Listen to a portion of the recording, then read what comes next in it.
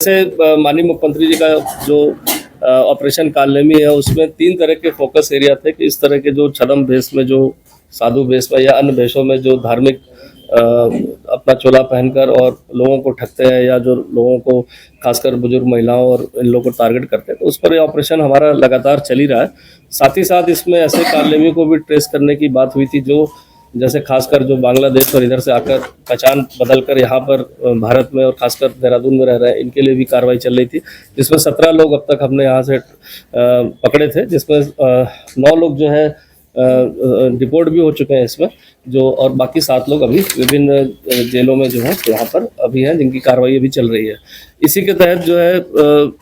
ये सूचना हमारा जो लगातार इस ऑपरेशन कालनेमी के तहत ऐसे लोग को चिन्हित कर रहे थे, तो इसी में एक सूचना प्राप्त हुई थी कि एक व्यक्ति है जो अपना नाम बदलकर यहाँ पर काफ़ी सालों से रह रहा है और जो है उसने एक शादी भी करी हुई है त्रिवेणी में, जो सस्पेक्टेड है। तो इसके आधार पर काफ़ी दिन से टीम हमारी इन दस्तावेजों की जांच कर रही थी कि जिससे कि ये प्रमाणित किया जा सके कि व्यक्ति यहाँ का नहीं बांग्लादेश का है। और जब सारे जाँच के बाद हमें पता चला कि व्यक्ति बांग्लादेश का निवासी है, इसका नाम ममून हसन है, जो मुजीब नगर जिला मेहरपुर बांग्लादेश में रहता है। जब ये सारे उसके आइडेंटिटी से हमने पता कर लिया जो है कि ये व्यक्ति वहाँ का है और इसका हुलिया एकदम मैच कर रहा था, तो इसके आधार पर फिर कल इसको पूछताछ के लिए ये और इसकी पत्नी को लाया गया। तो इसमें पूरी जानकारी ये मिली कि 2019 में इसकी फेसबुक से पहचान जो है एक महिला से हुई थी और उस दोस्ती के कारण वो 2019 में टूरिस्ट वीज़ा पर लगाकर वहाँ से देहरादून आया और 1-1.5-2 महीने रहने के बाद जो भी टूरिस्ट वीज़ा था, इसके बाद उससे मुलाकात के बाद चला गया और फिर पुनः 2022-23 में फिर से टूरिस्ट वीज़ा लगाकर यहाँ घूमने के बहाने इंडिया आया। और उसके बाद जो है इस महिला के साथ इसने अपने जो दोस्ती थी, इसके बाद शादी का प्रपोजल किया और इसके बाद फिर उसको अवैध तरीके से बॉर्डर क्रॉस करा के वहाँ पर निकाह भी किया, जो बांग्लादेश में जो जगह बताई है। इसके भी रिकॉर्ड्स हमारे पास सारे आ गए, जो मेहरपुर पड़ता है जिला वहाँ पर। और इसके बाद यहाँ इंडिया आने के बाद अवैध तरीके से फिर ये यहाँ पर नाम बदल कर और इसमें यहाँ पर फर्जी आधार कार्ड, पैन कार्ड और जो भी दस्तावेज जो रहने चाहिए उसके आधार पर यहाँ एक क्लब में नौकरी करने लगा, जो है बाउंसर के रूप में, और यहाँ पर निवासरत था। तो समस्त दस्तावेजों की जब जांच पूरी सूचना के आधार पर बांग्लादेश से की गई और आइडेंटिटी को मैच किया गया और इसमें अभी कुछ लोग और चिन्हित हुए हैं जिन्होंने मदद करी है इसको इस तरह के फर्जी जो है कार्ड्स बनाने में, उसकी आइडेंटिटी को क्रिएट करने में। तो वो उसके लिए भी हमारी टीम लगी है कि ऐसे कौन लोग हैं जिन्होंने इस षड्यंत्र के तहत इसकी मदद करके इसको एक बांग्लादेशी को एक मतलब भारतीय मूल का नागरिक बनाकर यहाँ पर स्टैब्लिश करने में मदद करी है। तो इसमें अभी 2 लोग की इसमें गिरफ्तारी हुई है और बाकी अन्य लोग के इसमें 2 लोग के नाम आए हैं जो पूछताछ में निकले हैं, जिसके लिए हमारी टीम आगे काम कर रही है। कुछ पूछना है तो बताएं फिर मैं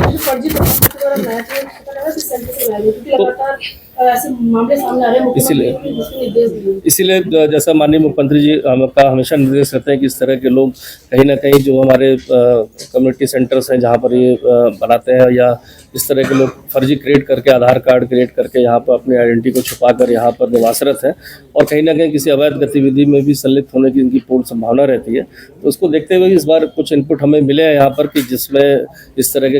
इसकी आइडेंटिटी को चेंज करने के लिए पैसों के लालच में जो है बनाया गया, तो उसका भी जल्दी शीघ्र हम खुलासा कर देंगे कौन लोग इस पर संलिप्त हैं और क्या ये नेटवर्क सिर्फ यहीं तक सीमित है कि कहीं आगे भी ऐसे लोग के कार्ड्स बनाए जा रहे हैं। बच्चे वगैरह तो देखिए ये थोड़ा सा पर्सनल है, इनके बच्चा भी है, लेकिन हमने चूँकि इसको मेंशन नहीं किया क्योंकि बच्चे का इस केस से मतलब कोई लेना देना नहीं है, तो इसलिए सिर्फ इसमें अभी 2 लोग जो थे। और जिस हिसाब से देखा गया कि ये 2-3 बार टूरिस्ट वीज़ा पे आना, फिर इसका वाइफ को बॉर्डर क्रॉस करके वहाँ जाके निकाह करना, तो ये बहुत छोटा मैटर नहीं लगता। कहीं ना कहीं नेक्सस है जो कि आसानी से और फिर वापस आकर इंडिया में और फिर देहरादून आकर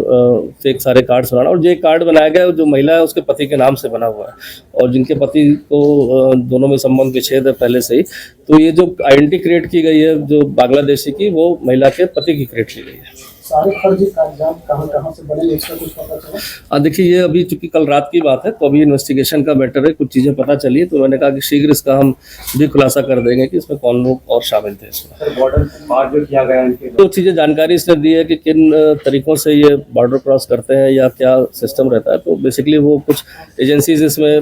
है जो हमारी बॉर्डर एजेंसीज जो गार्ड करती है, तो जो भी इंट्रोगेशन रिपोर्ट आई है वो हम उनसे शेयर कर रहे हैं जिससे कि वो वहाँ पर इन चीज़ों को चेक कर लें कि कि वो वहाँ पर क्या लूप होल्स हैं जिसके कारण ये ऐसे इस तरह से आ पा रहा है, क्योंकि ये मैटर दूसरी एजेंसी से, क्योंकि हमारी बॉर्डर जो मैन करती हैं वो अलग सेंट्रल एजेंसीज हैं, तो उनको हम शेयर करेंगे इंफॉर्मेशन रिपोर्ट। इसमें एक चीज थोड़ा जानना चाहता था सर, इसमें जैसे 3 बार इसमें टूरिस्ट वीजा तो लीगल प्रोविजन से आया, हाँ, फिर इलीगल तरीके से क्रॉस करने की जरूरत पड़ेगी वापस? नहीं तो अब जो मैंने क्या कहा कि इसने जो अपनी इसकी वाइफ को भी जो लाना था, जो वाइफ का कोई वीज़ा नहीं था, वाइफ को तो इलीगल तरीके से यहाँ पर लाया गया ना, जैसे इलीगल तरीके से यहाँ से गई भी और इलीगल तरीके से वहाँ पर आई भी। कोई वैसा मकसद तो अभी सामने नहीं आया है कि नहीं, अभी तो नहीं। जो जिस तरह से जहाँ पर क्लब में काम कर रहा था वहाँ की एक्टिविटी भी हमने काफ़ी दिन ऑब्जर्व करी थी और नॉर्मल रूटीन था, कोई ऐसा हमें संदिग्धता नहीं लगी कि जो जहाँ वर्क कर रहा था वहाँ पर कोई और मंशा रही होगी। बट चूंकि अभी केस लिखा है, अब चूंकि फॉर्मल इन्वेस्टिगेशन स्टार्ट हो गई है, तो इसमें बहुत सारे लोग से अब लीगल क्वेश्चनिंग होगी तो और चीज़ें इसमें ज़्यादा क्लियर हो पाएंगी। बात है कि माननीय मुख्यमंत्री जी द्वारा एक ऑपरेशन कालनेमी चलाया जा रहा है, जिसमें इस तरह से अवैध रूप से निवासरत लोग, खासकर जो बांग्लादेशी हैं या जो ऐसे छद्म भेष में यहाँ रहकर फर्जी दस्तावेजों के आधार पर निवासरत है, उन पर कार्रवाई के निर्देश प्राप्त हुए थे। इसके तहत अभी पूर्व में 17 बांग्लादेशियों को इस तरह चिन्हित करके कार्रवाई की गई, 9 लोग को डिपोर्ट किया गया, 7 लोग अभी भी जेल में, जिनकी उद्वासन की कार्रवाई रिपोर्ट करने की अभी प्रक्रिया गतिमान है। इसी संबंध में एक सूचना हमारी टीम को प्राप्त हुई थी कि एक व्यक्ति जो है यहाँ पर निवासरत है, जो बांग्लादेश का हो सकता है और यहाँ पर अपना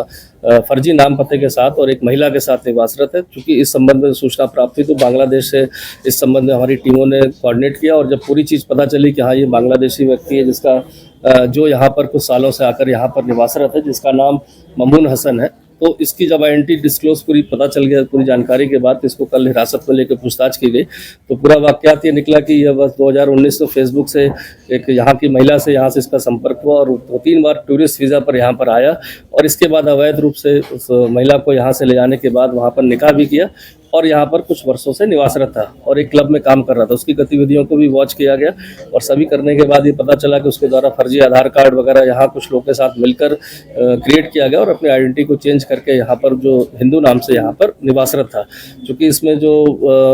अभी दोनों लोग को अभी हिरासत में ले लिया गया, मुकदमा दर्ज कर लिया गया। इसमें कुछ और इनपुट मिले हैं जिन्होंने इनकी मदद करी है ऐसे फेक आधार कार्ड या पहचान पत्र बनाने में, तो उसके लिए हमारी टीम काम कर रही है और उसमें आगे जो भी साक्ष्य आएंगे उनके विरुद्ध भी कठोर से कठोर कार्रवाई की जाएगी।